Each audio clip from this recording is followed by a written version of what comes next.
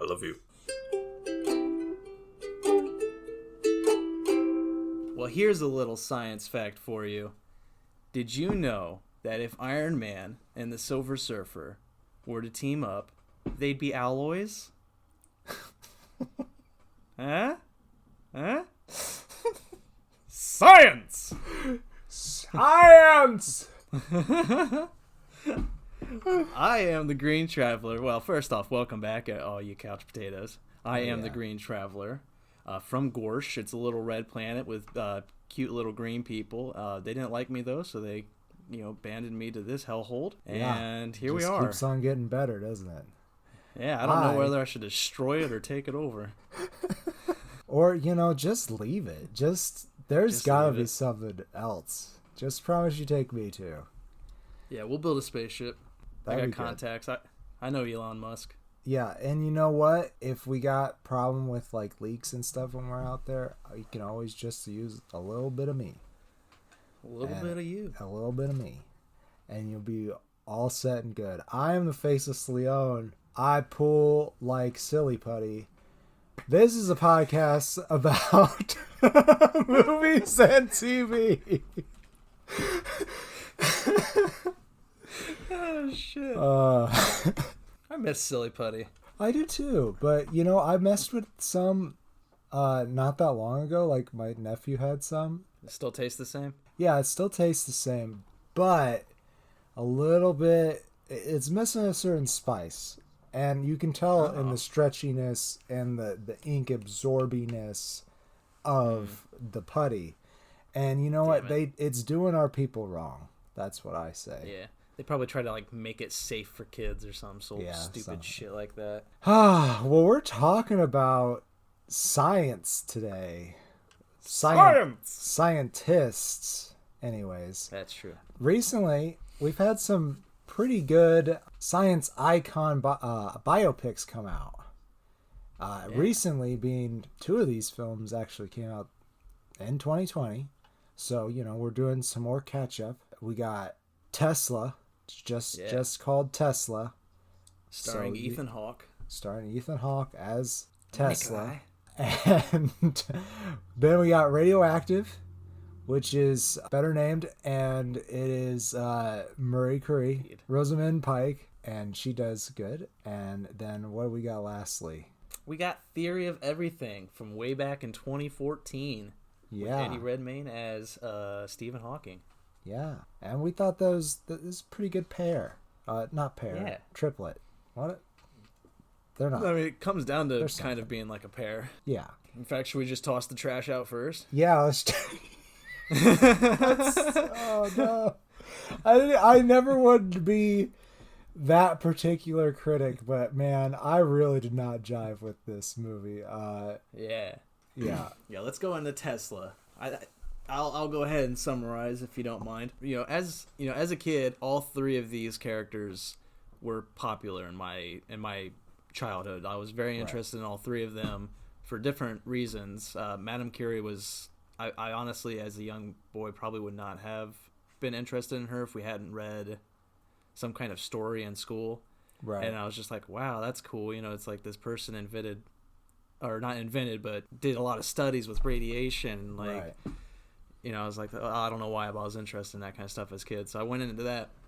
But Tesla's always been kind of an idol of mine because... he just there was a moment in both of our childhoods where he just became super popular, I feel like, culturally. And everybody was like, fuck Edison. Tesla was the real deal. It's like, fuck Edison. And so, I was really excited to see this movie because I honestly didn't know it had come out until you had told me. And I was like, oh, shit. And then I looked it up and I was like, hey, I like Ethan Hawke. All right, let's do this. I literally told you the moment I saw it on Hulu. Nice. I was like, dude, there's a Tesla movie. I was super stoked about it. And not Elon Musk Tesla.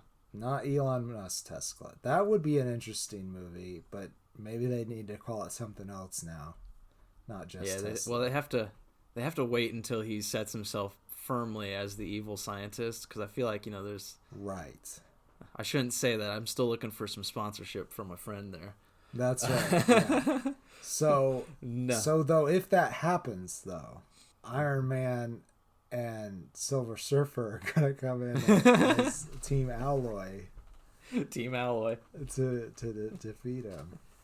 The Allied Alloys. The Allied Alloys. Oh, shit. Tesla is directed by Michael Almereyda, who, from his filmography, the only thing I knew him for was a version of Hamlet, which stars Ethan Hawke. So he went back to the barrel with Ethan here.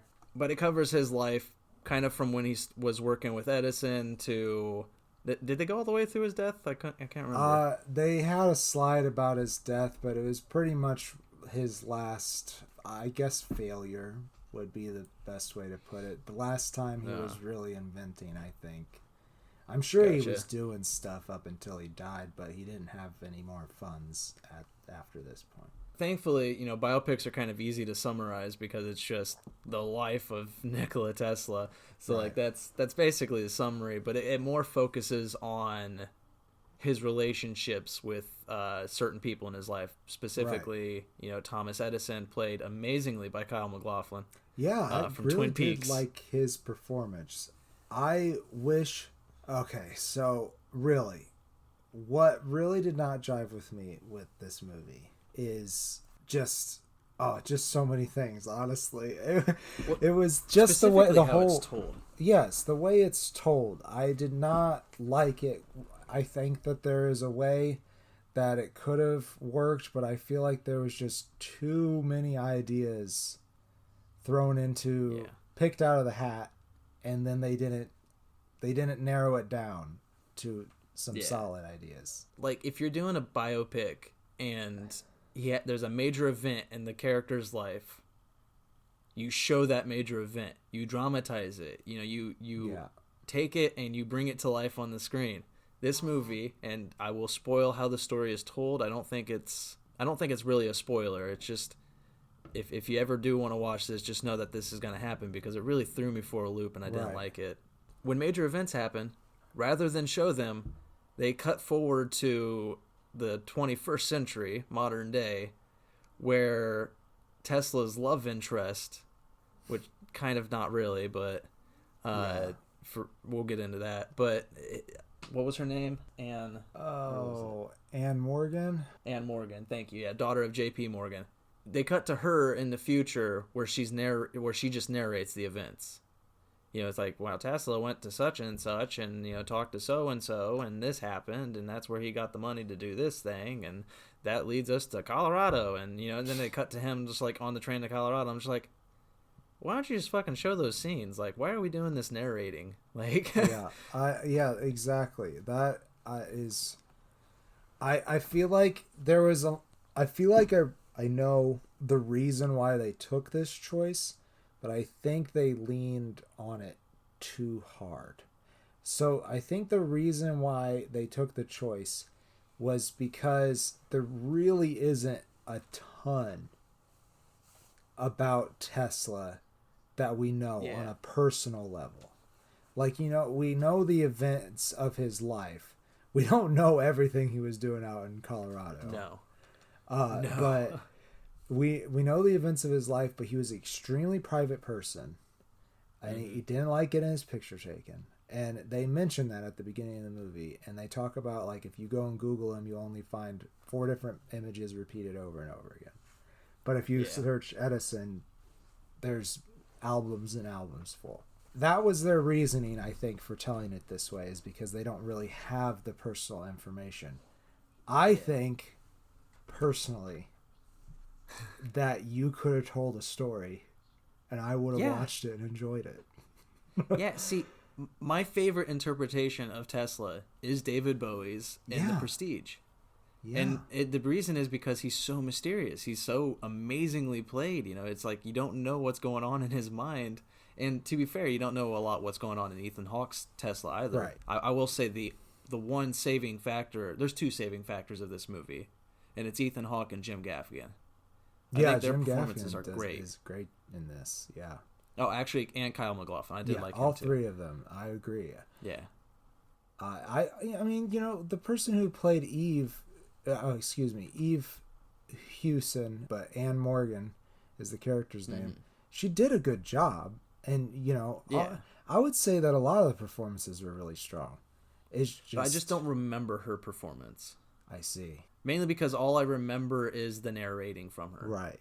Which irritated me. I do think that the narrating parts, maybe because I too am a narrator, I was able to like appreciate how she was narrating, how she was performing the narration. But I did not think this movie needed it. Yeah, I feel like they just needed to dramatize him. Yeah. Just take his story. Ethan Hawke did an amazing job at playing him as a very, as you said, private, quiet individual. Yeah. Like, he seems so within himself throughout the entire film.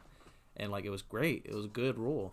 They just need to embellish it. Just take what you know and make some kind of great story out of it. Just go for it. Right. But they wanted to stay true to whatever reality we do know. Right. And I can respect that, but at the same time, it fell flat so hard with that narration. I think another reason why they might have taken that choice is because the pulp culture view of Nikola Tesla is so fictionalized.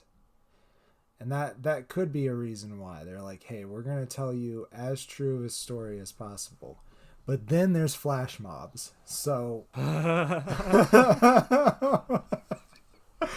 forgot about that shit. Yeah, and it wasn't even I can't remember the song they chose, but I was like, why? Why is this happening?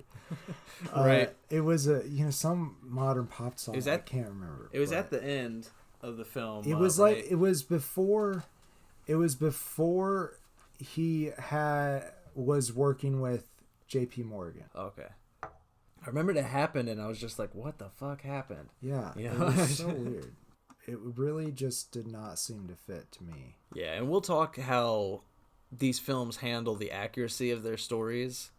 And I feel like, as bad as this is the one that handled the tale the most accurately, because, again, there's little information about him, so they didn't have to do much. And since they're presenting his story as a narrative where they're like kind of just reading his Wikipedia, basically, to tell his story, there was no way that they can really fuck up the accuracy too bad on this. So, of the three films, this is the one that kind of stayed true to the story. But boy, did it tell it so poorly. Yeah.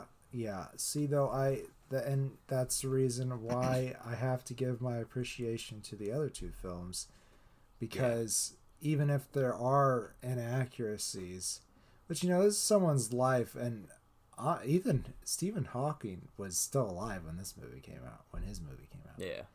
So when you're doing a movie about a person who is still alive, I feel like there is, especially if they're like an honored person as he is, you want to be as respectful as possible, and you also want to be able to tell a good story.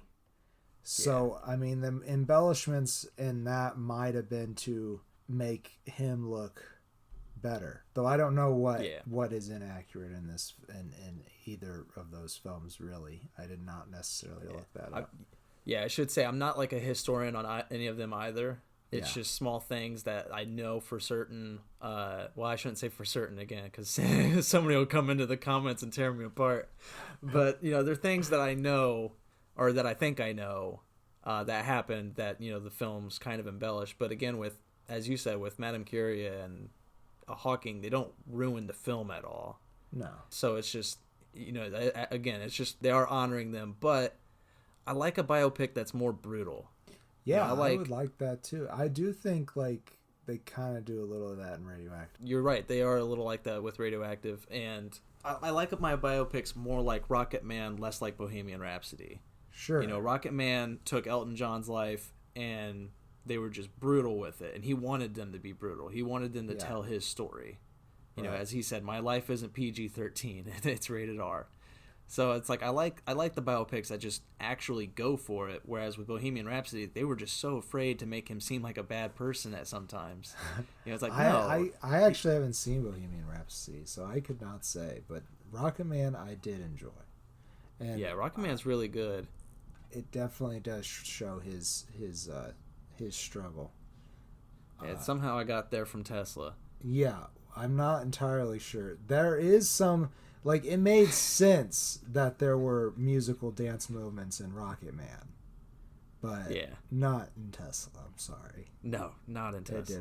It didn't work. Well, I don't know, man. I don't know what else to really say about this movie besides that I was disappointed with it. There's not. I don't think there is much to say. I would love to see a Tesla biopic, but one that's more dramatic. You know, again, his character's more of a legacy now than or a mythology, even a legend, I should say, than a real life story. So it's like, go ahead and embellish it, go crazy with it.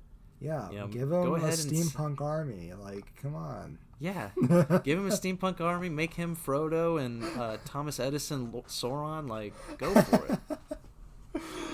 Oh man, that's funny. But closing statements.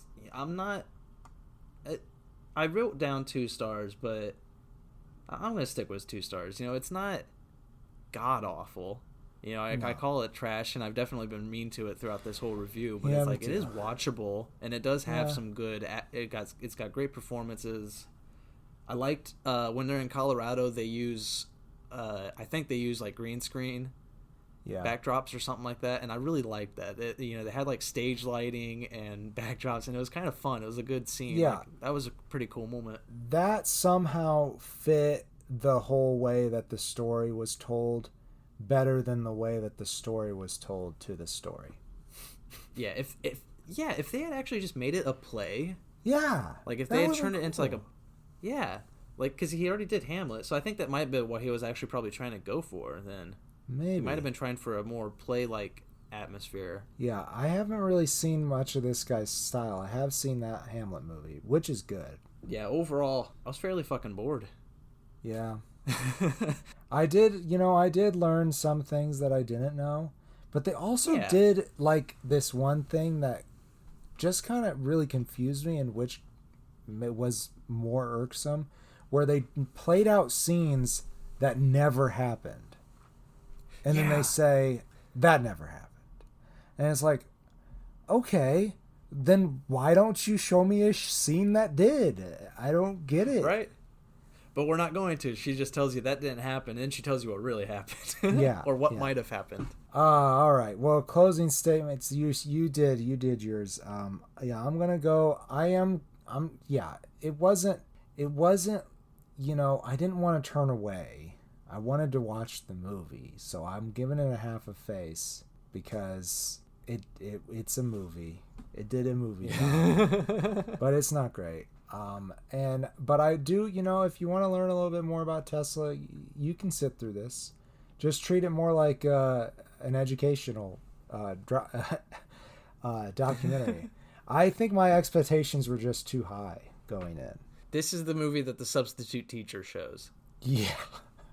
And which, in that case, if I were a high schooler and I was watching this, I'd be all down for it.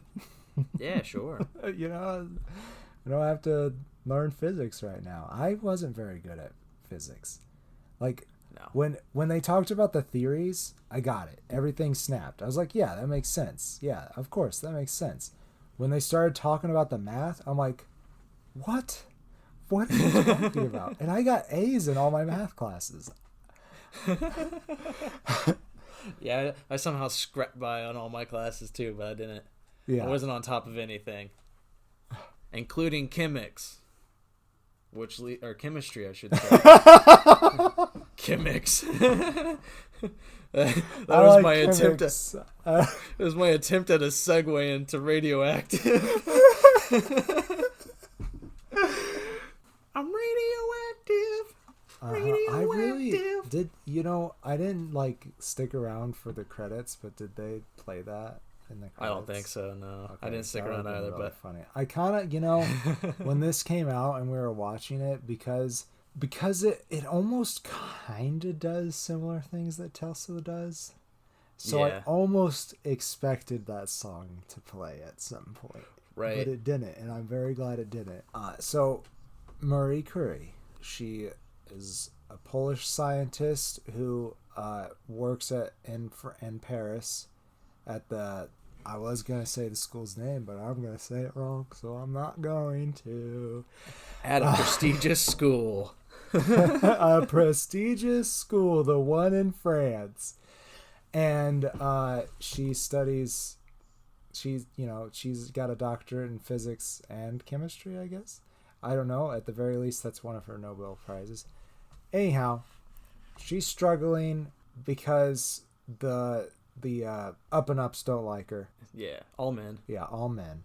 She then meets Pierre, played by Sam Riley, whose picture on IMDb or DB, damn it, really threw me because it does not look like the same guy at all. I don't know if you've seen his picture on. I haven't. No.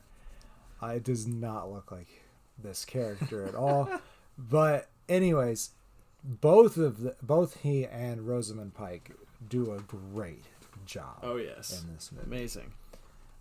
And a lot of the movie is about their relationship, but it's also about their science and her life after he's gone. And going off that, they both do a great job at what they're given in regards to the characters. The only area really that I think that this film took a little embellishing of of true facts was how Pierre is presented as a person sometimes, because they kind of show him to be a little harsher, or he's such a genuine and nice person from what history has showed, or from what I've read in history at least, that there's moments in this movie where when they both go to accept a Nobel Prize in the movie, he goes alone, leaving Madame Curie at home to watch the kids. Right. When in reality, he refused to accept the award without her present. Right. I did read that as well when I was doing some research the other day, that they both did go to Stockholm, but it was a couple years after they were actually awarded it. Because they both had radiation poisoning. Yeah. Well, also they just had another child, and so they were they wanted to wait until she was ready to travel again. Right. And it's just a little change that it doesn't hurt the story that's told. It doesn't hurt the movie at all. It's just she's such a strong woman that it felt like a weird thing to throw into the story, where it's like she had to stay home to watch the kids. I'm just like, that's not who she was at all as a person. She was I think it was kind of a mistake too, to be honest. But I think one reason that they might do it was to prolong the feeling that the society at the time was against women advancing in the fields of men. Yeah. Say. And I respect that wholeheartedly. I understand. That's a good idea. Yeah. If that's what they were going for, but at the same time, Mary Curie. Oh my gosh, I can never say her name. That's why I always go with Madame Curie. Just them being so close to a rhyme is so hard for me to say. Madame Curie is such a important figure in science and in women's history because of the fact that she pushed back against all of that. Exactly. She found, she became a knife into science, and she kind of just inserted herself in there. Right. And they just attacked her for everything. Not really at the beginning. They're like, wow, that's a lot of her findings impressed a lot of the men, but some of them were just like, this is the most disgusting thing I've ever heard, or you're a fool. They show one guy who storms out on her, and it's like, I love that about it. They definitely do a great job at showing male society back then. But it just felt like a weird mistake, but not a mistake that again ruins the film, because I really enjoyed it. I thought it was quite a lot of fun to watch Rosamund Pike. I can't even think of what I know her from right now. Gone Girl. Gone Girl. That's what I know. Yeah. And she was also Bond Girl. That could be it. I know we'd seen something with her together, and I know that I saw Gone Girl with my folks. Yeah. That was an odd one to see with your folks, but there was weirder I've seen. Yeah. With a parent. I guess there was also another negative, not a negative, but another scene I had a little issue with, and it's just gratuitous nudity. Like, oh yeah, there's just that one moment where they just show them Pierre and her skinny dipping, and it's like it's a nice moment to build their relationship, but at the same time, I don't know. It's just, I read a lot of mainly female critics who were just like, why do we have to have a nudity scene?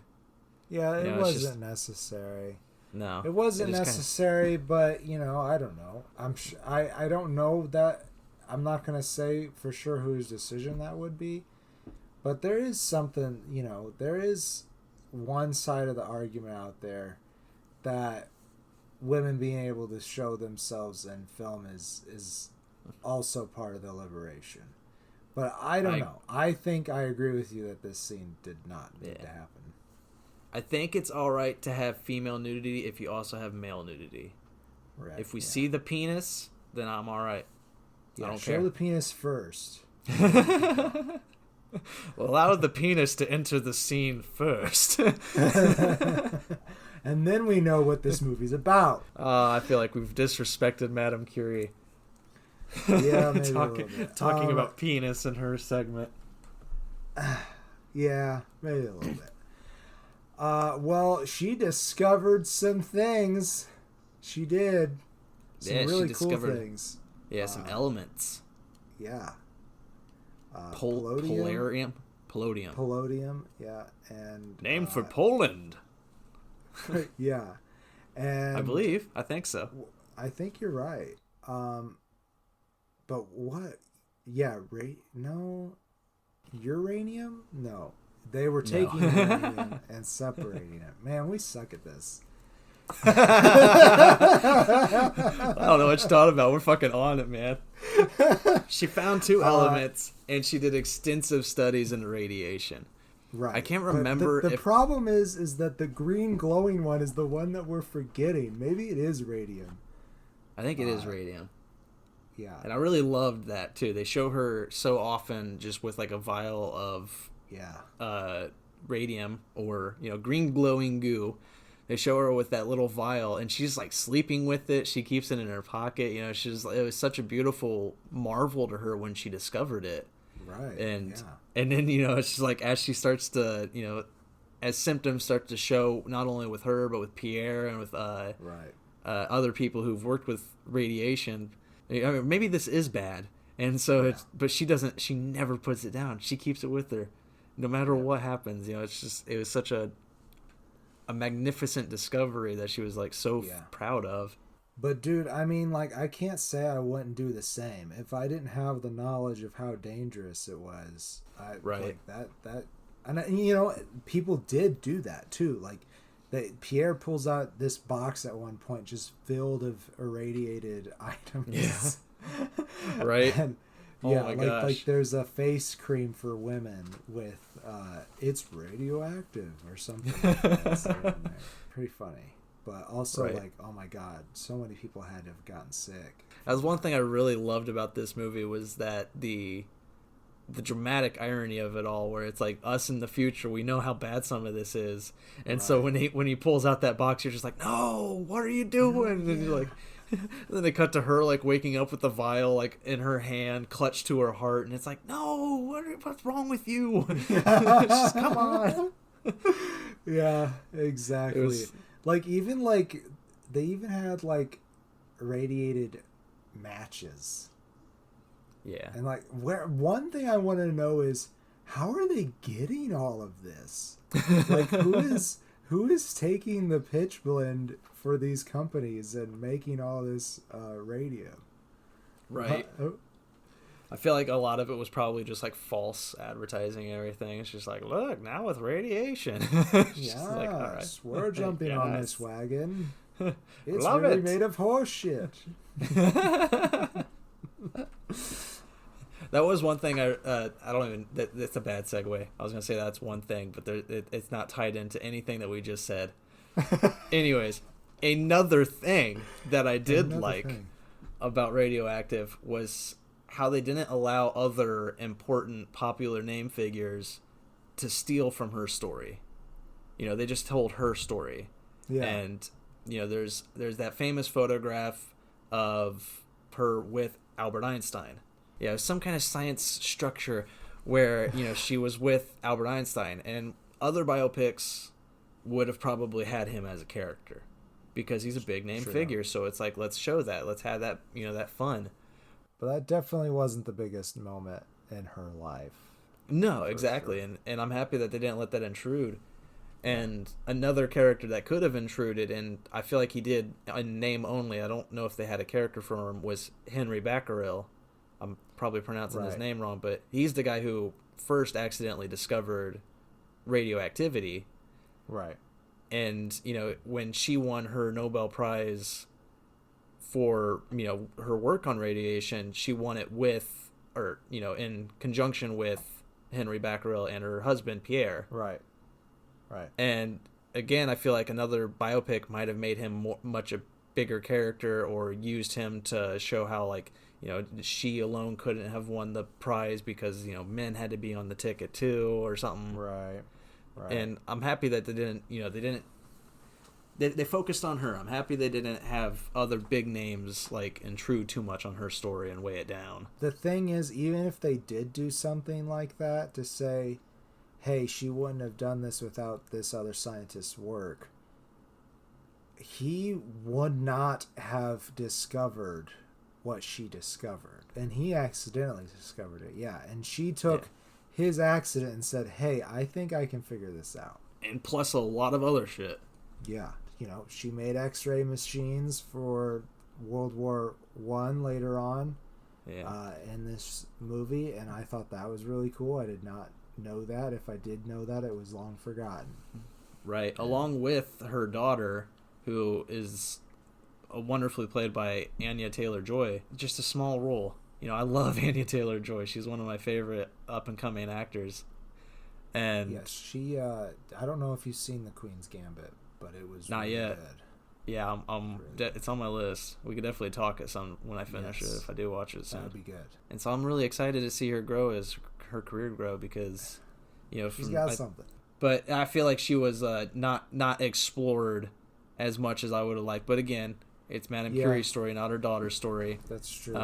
And they do focus on her relationship with her daughter pretty well. So yeah, more towards the end though. When they're younger, they don't. But she even has a line where she's like, I wasn't much of a mother. Yeah, because she's so focused on her science. And when Pierre died, she was a wreck, I'm sure. Oh, God, man, that scene. Jeez. There's another issue I have with this movie, and it's sometimes, like, the editing is really bad. Like, some scenes are very confusing. When she has her second child, I just remember it being really choppy, and I didn't understand what was happening. And especially the scene with Pierre when he dies. Spoilers if you don't want to know how he dies, but this was a story way back in the 1900s, early 1900s. But go forward 10 seconds if you really don't know your history and you don't want to know it until you watch the movie. Yeah, he's just walking across the street. I think he's a little drunk, and a horse and buggy runs him down, and that's how he dies. And how they show it, one looked weird. I'm sure that's how it probably would actually have looked. But like him running alongside the horses, I was just like, right, yeah. I was like, this looks so silly. And then his death itself and scenes afterwards just felt really weirdly edited, and I was just, it's just small technical details that kind of just drew me out of the film. I can't say that I noticed the scenes after it being oddly edited, but the death scene itself, like you said, it was really weird to watch, but I do feel like that's what a person would have tried to do. Yeah. If they were in that situation. And maybe somebody who wasn't sick with radiation poisoning might have been able to jump up and get a foot on the bridle or something and get out of the way. Or just known to keep your head down when you fell. I know that's something that Marie was kind of thinking. I just now remembered the editing issue. The biggest editing issue I had, and it's what you were hinting at the beginning, was how it was told. Because I remember they flash forward to her work's effect throughout history. So they, she'll discover radiation or radioactivity, and she'll do a lot of work with that, and then they'll do a little flash forward to a kid getting an X-ray to help. He's getting radiation treatment, right, for cancer, right? And then they'll cut to the atom bomb being dropped. And then they'll cut to the where's it called in America, where they tested the atom bomb. It was, and I think it was either New Mexico or I can't remember what the town was. Boomtown, maybe. Yeah, Boomtown, somewhere like that. Yeah. I mean, that sounds great, actually. If it wasn't Boomtown, that's what it is now. It's Boomtown. That's what it is now. Well, that's the movie that we're making about it. We're not doing any research.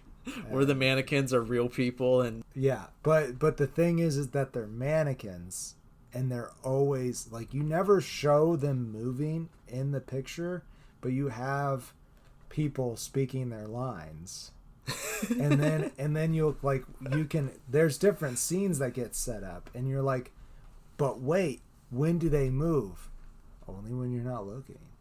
Right? They're weeping angels. Yeah, they're weeping angels. And that's why we dropped a nuke on them. I mean, come on. Don't blink. But yeah, that the flash forward stuff was stupid. I hated it. Yeah. It was the same thing as like Tesla, where it's just like, I get what they're trying to do. Put it as an end slate at the end. Your biopic's already gonna have an end slate. Every biopic does. So just go ahead and just toss that into your summaries. Right, exactly. Like, your viewer, I think, is smart enough. Well, I guess I don't know. People are a lot more ignorant than I think they are. Right. But I do think, but not our couch potatoes. Our couch potatoes. Not our couch potatoes. They are well-educated viewers of the medias. You're all on the ball. Anyhow, whatever that means. In the long story short of whatever I was going to say, it is definitely 110% done better in this movie than it is in Tesla. That's true. It is. It definitely is. But because, I mean, they do a dramatized scene, and these scenes, well, at the very least, I feel like the scene with the kid going to get the radiation treatment, that's entirely fictionalized. They probably do have the transcript of the people who dropped the bomb. That could have been word for word what they said. I don't know. Probably. Who knows? I'm fairly certain she wouldn't like her legacy being capped with all that kind of stuff, but that is where it went, sadly. Yes, and I think that another reason why they took it that way was because of Pierre's speech at their first Nobel Prize, because he says something along the lines of how the guy who the prize is made after, I believe he actually made the prize, Nobel did. He was famous for making dynamite, which allowed people to do all good things, but is also a terrible instrument of destruction. And he's saying their findings could be instruments of destruction someday, but there's good things that can come out of them. Yeah. And I think that that's what they were trying to do with those flash forwards. And I think that it did do it to an extent. But it also just wasn't necessary. Like, I just feel like they could have done without. I felt like a lot of the dramatizations were like acted not the greatest. Especially that doctor and the father. I felt the kid was fine, but like that especially that scene, like the doctor and the father, I was just like, come on, guys. Like, why do we keep this in the movie? I didn't get that from their performance, personally. I thought it was okay. I just thought it didn't really fit the movie. Yeah, I guess that's what I'm saying. Is like, it wasn't bad acting. It didn't fit what, Rosamund Pike and Sam Riley and everyone else was putting forth. So it felt off. Sure. It definitely felt like it was from a different movie. Yeah. The closing statement time, I think. Yeah, I think so. So, this is a full-faced movie. This is a good movie. I really enjoyed watching it, actually. I feel like what we got with this that we didn't get with Tesla, man, we're really just the whole fucking episode with Tesla.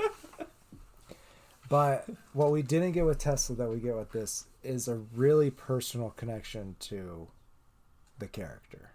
And I feel like that's what people want when they go to biopics. It's like, I want to know what this person was like.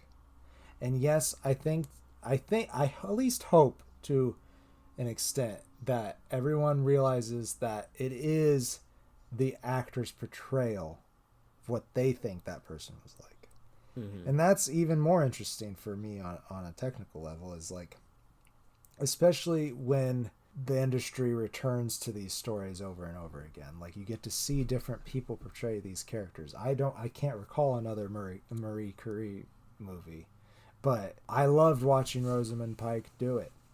It was a good movie. It was a good movie. Yeah, I agree. It is a good movie. I give it 3 stars. Great performances. Especially to go off of what you were saying with Rosamund Pike's portrayal. I really liked it when there's a moment in Madame Curie's life where she is scandalized. The society is very staunchly against her and like very mean to her and kind of heckling her always. And also being racist.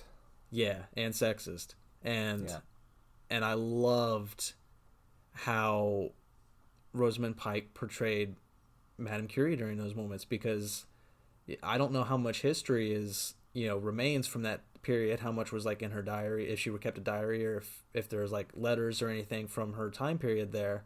So seeing how she portrayed this character going through this just horrific moment in her life was very entertaining to watch. But small technical issues, small embellishments of history, which again don't matter in the overall story, because the focus on Madame Curie is really well done. It's not the best biopic I've ever seen, but I agree with that too. I definitely recommend it. It definitely made me interested in reading novels or anything about her. I'm interested in going back and researching now because of it. Yeah, she definitely seems like she was a really interesting character. Another thing to note, this is just true historical fact. Marie Curie was born and died within the lifespan of Nikola Tesla. I thought that was interesting. Yeah. But that's all it is interesting. And just a tidbit of knowledge. One of these films was definitely better than the other, and we're not even to that part of our game yet. So let's talk about the theory of everything. Yeah, let's pit the obvious Radioactive versus theory of everything. See which one comes out on top. Sorry, Tesla. You're cool. You're cooler in my heart than the other two, but at the same time, he's not the most influential on my life, I should say. Right. Let's get on to Stephen Hawking. Theory of Everything, directed by James Marsh, written by Anthony McCartan, obviously starring Eddie Redmayne in his Oscar award-winning performance, which leads me into a fun fact about the Faceless Leone in my life. In 2014, for whatever fucking reason, we were so adamantly against Eddie Redmayne winning the Oscar for this role because Michael Keaton was going up for the Oscar for Birdman. And we were like, Michael Keaton deserves it, damn it. He did a great job, which he did. But having rewatched The Theory of Everything, he so fucking deserved that award. Yeah, he did amazing. What was wrong with us? I think it was because he got nominated the year before. I think that might have been The Dutch Girl. Which was is also really great. good in that too. He's an amazing, talented actor, and I don't know why we were so adamantly against. Another reason I think too, we were also on the train of being upset of whitewashing the awards too. I can't remember what all was on for that year, but we were like, we keep on giving the awards to the same guy. Yeah, but we were also pushing for another white guy to win, so... We were. You're right. But Eddie Redmayne wholeheartedly deserved this win. And I also forgot that Felicity Jones was in this, which she was also nominated for an Oscar award. She didn't win it, though. I always, for whatever reason, I was just like, I just connect her with Rogue One as being the first film I remember her from. I would have to say... Yeah, this obviously came first, right? Right. Yeah. And so I'm just like, I don't know why I don't think of her as, as this role first, but Rogue One's the first one that jumps to mind. I bet when I watched that, because I had the same thing, I bet when I watched Rogue One, she really, she's not dressed or acts the same in that movie, so. No. Maybe that's it. And it was just, this movie, like, she's a major focus. Jane is a major focus in this film. But it's about Stephen Hawking, so I feel like you're naturally drawn to watch Eddie Redmayne's performance. Yeah. So maybe that's why. Yeah, and two other characters I forgot that were in this that I wanted to mention up front are Charlie Cox, the Daredevil, and David Thewlis, who is Professor Lupin from Harry Potter. Like, I don't know what it was about this movie. I definitely watched it when it came out, but I feel like I forgot everything except for Stephen Hawking and Eddie Redmayne. But watching it the second time, I loved it so much more. I will say that. Yeah, let me synopsize it. Stephen Hawking, when I was a budding atheist, a very young kid, his works were one of the first things I turned to, because he doesn't claim to know if God is real or not. He's very staunch. Sure. I shouldn't say he's staunchly atheist. He kind of flip-flops. There's moments where you think he's an atheist, and there's moments where you're like, maybe he does believe in God, in a God. Yeah. And that's one of the fun parts of this movie, because Jane is religious, and so she's married to this guy who is adamantly searching for a theory of everything that would disprove a God's existence in his mind. Yeah, he meets Jane. They meet at a party. Right, yeah, he sees her across the room. Yeah, I think actually she asks about him first in the film. Yeah. But I think they did the kind of thing where they both did it with different people. Yeah. Who's that? Yeah, there's just like, he asks like, who's that? And she's like, who's that guy over there? He's handsome. Yeah. After maybe a couple months or so of seeing each other, that's when his disease starts to set in, and it's handled really well. Like, again, Eddie Redmayne is just fucking brilliant in this movie, and watching him go through this disease was very touching at times. It's just like, you feel for both characters. And the movie is also later on in Hawking's life, he does cheat on his wife Jane, and they do divorce, and he marries his nurse. I guess it's a permanent caretaker person. Yeah. Sorry. But that was one, as an idol of mine, as a young kid, that is, as an idol of mine, that was one of my bigger disappointments of Stephen Hawking, was how he kind of treated his wife after everything that she kind of did for him throughout. But that's this story. It kind of covers his relationship with Jane throughout the course of his life while he is trying to discover the theory of everything. So one thing that I did kind of want to talk about was how they covered the thing with his nurse. It was just like a peaceful transition is the way that they depict it in the movie, and I'm sure it was a lot more messy than that. Yeah, they had a screaming fight on vacation, and then I believe he divorced her over a letter, something along those lines, where he told her that he was leaving her for Eve, or whatever his nurse was. I don't know where I pulled Eve from, but I don't know either. That would be really, after everything they went through, that would be pretty shitty. But that is not the only romance outside of, or even within, the pair of Mr. and Mrs. Hawking. Dr. and Mrs. Hawking. Excuse me. There you Well, isn't she a doctor too? She is a doctor. You're right. I Yeah. think she does get her PhD in doctor maybe and Spanish and French literature or something like that. I'm sorry, I believe it was Jane Hawking. But anyways, Charlie Cox's character, he comes in just to kind of offer a free helping hand. He is obviously, though, attracted to Jane, but he and Steven get along so well.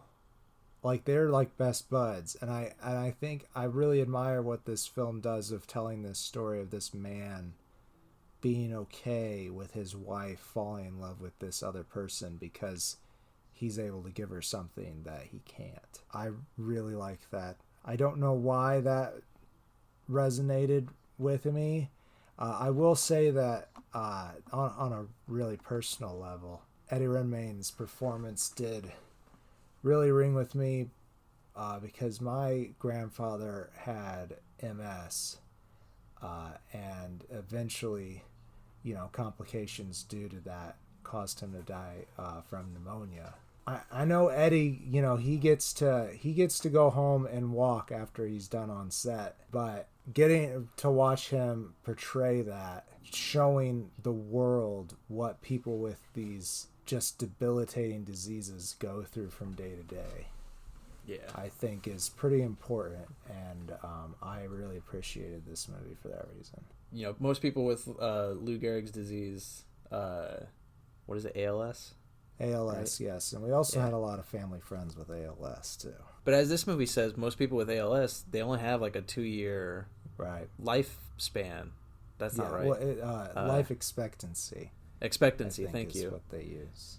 Lifespan. It's just, but yeah, they only have a 2-year life expectancy. But Stephen Hawking lived for like 5 decades after. Yeah. Maybe not 5 decades, but many years after his. It was a crazy long time. Like he was still, like I said earlier, he didn't live much longer after this movie came out, but he was still alive when this movie came out. And the things he overcame, regardless of some personal choices and his personality at times, regardless of that, I mean, the dude was super intelligent in a world that didn't really keep up with him. Yeah. And he challenged so much, and when his disease happened, I'm sure he was thinking there's so much more I could do. Why me, why now? Right. But he didn't let that stop him from, learning how to operate a motorized wheelchair, learning how to speak when his throat would no longer, he had the tracheotomy. Yeah. And after that, he was no longer able to speak. But he didn't let any of that stop him. He kept going. And I believe he was only able to type like 4 words a minute or something, they said in the movie. And I'm sure he was able to start typing faster than that in regards to by the time he was writing the book. Maybe it advanced his technology. But it's incredible. It's the stuff he accomplished with everything being tossed at him. It's an inspiring story, definitely. It definitely is. And it is very inspirational for that reason, that a person can have from a certain perspective everything taken away from them, but they can still persevere. I 110% I'm going to just say up front, recommend you watch The Theory of Everything. Yeah, it deserved all the accolades, especially things we haven't talked about were the cinematography and the music. Yeah, we've mentioned Johan Johansson before on this podcast. I can't for the life of me right now remember his filmography, but he did the score for this. I remember mentioning him before. Yes, I do. I know he does. Yeah, I know he does Denis Villeneuve movies. But his music in this is incredible. Like it definitely underlays the emotional structure of this movie, and it just works wonders with the story, and it pulls all the heartstrings when it needs to. Right. But also there's the cinematography of Benoit Delhomme. His cinematography was also just beautiful. Plus, there's a shit ton of Doctor Who references. Yeah, there are. That's so great. I really did enjoy that. I love when he puts the the paper bag on his head and makes his computer say exterminate. Oh my god, dude. It's so good. I fucking love it. I laughed so hard. Yeah, like I had totally forgotten about it, but it made me laugh so hard. Yeah, this movie got me a lot harder the second time I watched it, and I want to go back and slap my younger self for being so mean to it. It's like, go and watch this movie. Just watch it. Right. Put Michael Keaton on the shelf for a little second. Birdman was awesome, but let's lock him up for a moment and just appreciate this film. And, I just wish that they could just give more than one award sometimes. Yeah. Like, they make the rules anyways. They're always making up new categories. Right. Just give more than one film the award. Why can't there be a tie? There's not really much more for me to say behind The Theory of Everything because, as we said, highly recommend. Yeah. I'm just going to lead into my closing statement, and inaccuracies aside, this is a brilliant film. Really well told. Being more of a modern character, we know more about his life than we do some of the others, so they have less to embellish.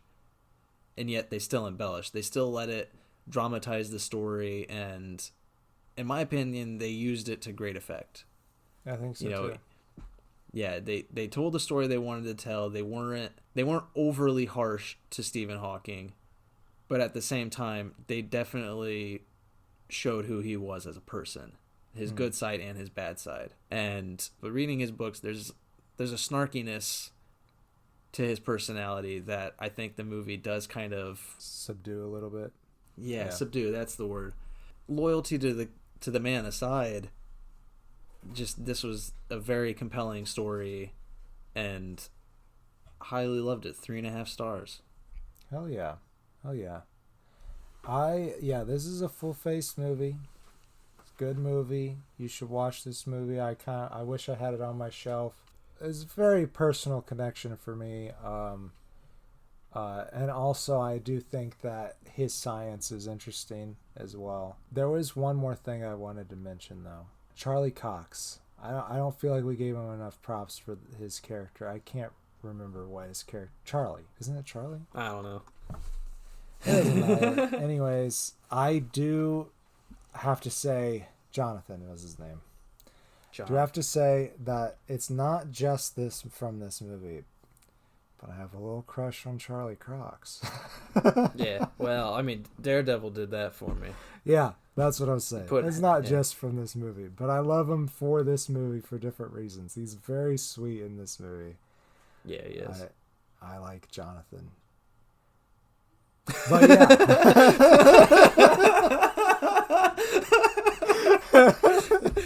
Easy there, boy. All right, so who wins? Who wins? I'll have to hose you off. Who wins? I mean, it was close between Radioactive and Theory of Everything, but the flash forwards in Radioactive brought it down to a different level for me because there's little hiccups that I feel like still could have been fixed. But with Theory of Everything, it's such a compelling story, so wonderfully acted. And I have to say that's the winner, Theory of Everything. That's very fair. I think I'm going to lean towards agreeing with you for the winner.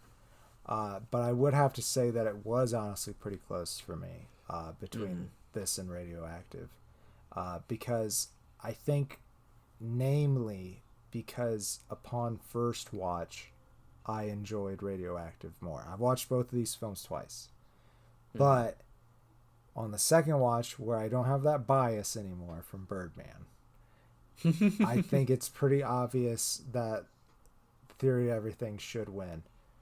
But just the performances alone, if you were to take just the performances of the lead characters and boil them down, the scale would be pretty balanced, I would say. Yeah. They're both very worthwhile films, but I do have a very personal connection to this movie because of how it reminded me of my grandfather. Yeah. So it's the winner. And the physical performance alone from Eddie Redmayne though lifts him above I agree. because I'll agree with that. Yeah, there's a moment where he has a brief fantasy. Stephen Hawking in the movie has a brief fantasy about him, standing up, a little girl in one of his lectures, maybe not a little girl, a student. It was probably an older lady. I don't remember. Yeah, it was some kind of speech he was giving. Yeah. Yeah, a student drops a pen, and he has this little fantasy where he stands back up, walks down the steps, and hands her the pen. And watching Eddie Redmayne go from being in that chair to doing the performance of Stephen Hawking mid disease, or mid ALS, to standing up and like walking down those stairs, it was incredible range. Like it just showed everything in his acting in that one little scene. I was like, yeah, that's why he won the award right there. That scene alone is incredible. Like, it was very moving. That, and honestly, the stairs scene. That was a good fucking scene. Yeah. But like so one thing I didn't understand. I'm going back a little bit, and this is I don't know if this was just the film or if it's actually happened. They got together. They knew he wasn't going to be able to walk up those stairs for very long. Yeah. Why did they buy into this place? Why did they live here? There had to be somewhere else to live. Right. I think it might have been the stubbornness of his character. Yeah. Because he refused to be isolated to one floor for quite some time. And, even when the disease was beyond the point of no return for a lot of his physical ability, he still refused so much help. He was constantly stubborn. He was just a stubborn man. Hey, you know what? I totally get that side of it. Like, there's definitely a lot of moments with my grandpa where just similar shit. I don't have a specific example, but like, he wanted to be able to do things himself, and watching him struggle, it definitely informed things of how I felt about things in my childhood. And I also did see a strength in that though too, and I can still do this. Yeah. And so thank you, Eddie Redmayne. I appreciate it. I think that's the show. That's the show. Got hit in the heart there, guys. I did. Yeah. I'm sorry. No, don't apologize. It's beautiful. It'll get us the views. Okay. And on that note, safe travels and good night. Green and Faceless on the Couch is a proud production of Fiction Works 19. If you want to learn more information about us, check us out on Facebook. You can also check out the Facebook and Instagram accounts of Fiction Works 19. Don't forget to like, follow, comment, or subscribe wherever you catch the show. Thank you all very much for listening.